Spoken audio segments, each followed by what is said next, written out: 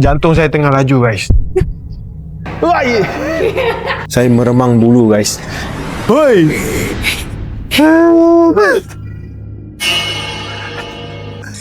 Oh. Kali ini tim Sports Tarik, saya mulakan episod kali ini dengan cari gambar bola sepak dalam perusahaan.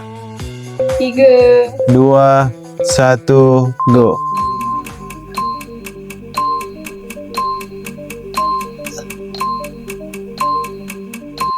Wai. Hoi. Okey, episod kali ini kisah hantu dekat stadium. Oi, jap. Jantung saya tengah laju, guys. Saya pingsan kat sini, you all kena tanggung. Sukan bertemu dunia mistik. Stadium-stadium lama lah terutamanya. Banyak pengalaman. Kita mulakan dengan Stadium Merdeka. Okey. Semua info-info ini dalam internet. Ada yang pernah mengalami kejadian-kejadian pelik dan aneh dekat Stadium Merdeka. Antaranya ada waktu malam, diorang dengar ada bot askar macam kawat dekat stadium tu. Guys, saya meremang bulu guys. Bila ada dengar orang kawat dalam stadium tu, askar, lepas tu bila tengok tak ada orang guys, itu sangat-sangat seram.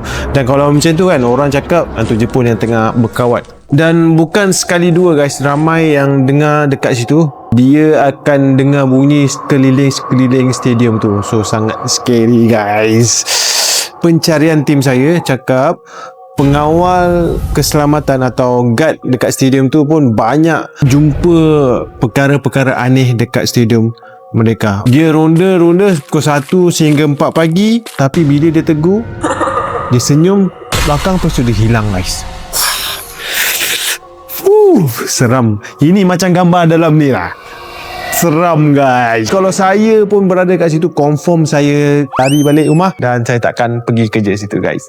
Sangat mengerikan. Stadium yang kedua, stadium dekat Pulau Pinang, Stadium Batu Kawan. Stadium ni sangat gelap kalau malam guys. Okay, ada orang fly drone dekat Stadium Batu Kawan tu, sebab Stadium Batu Kawan ni dia punya atas tu tak ada bumbung. Dia memang cantik, moden, tapi bila malam dia sangat mengerikan.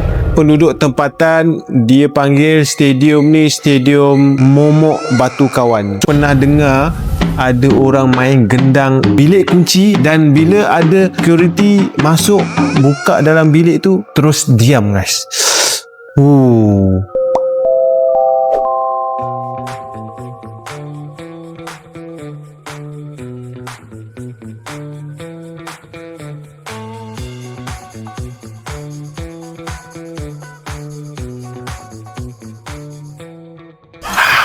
Okey, yang terakhir guys, stadium dekat Hang Jebat Melaka guys.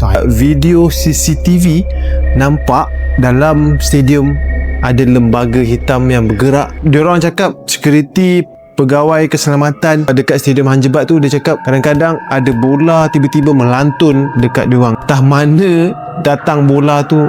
Pegawai keselamatan situ pun heran dan takut. Tengah malam guys, siapa yang nak main bola? Bayangkan bola tu melantun-lantun tengah malam. Kalau saya ada dekat situ, confirm saya lari dulu, tinggallah bola tu. Saya lari, cabut dulu guys. Lepas tu ada cerita dekat stadium Hang Jebat tu, diorang pernah tengok pagar dia bergerak sendiri. Angin tak ada, apa tak ada, carry. Stadium Hang Jebat Melaka. So kalau korang nak pergi tengah malam, nak buat shoot paranormal, boleh pergi sana.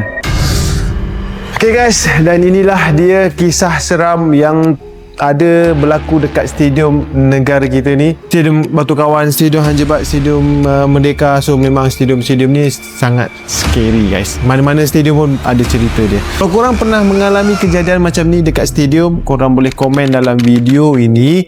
Okay, korang boleh like dan subscribe Sports Tarik. Jumpa lagi di next episode. Bye bye.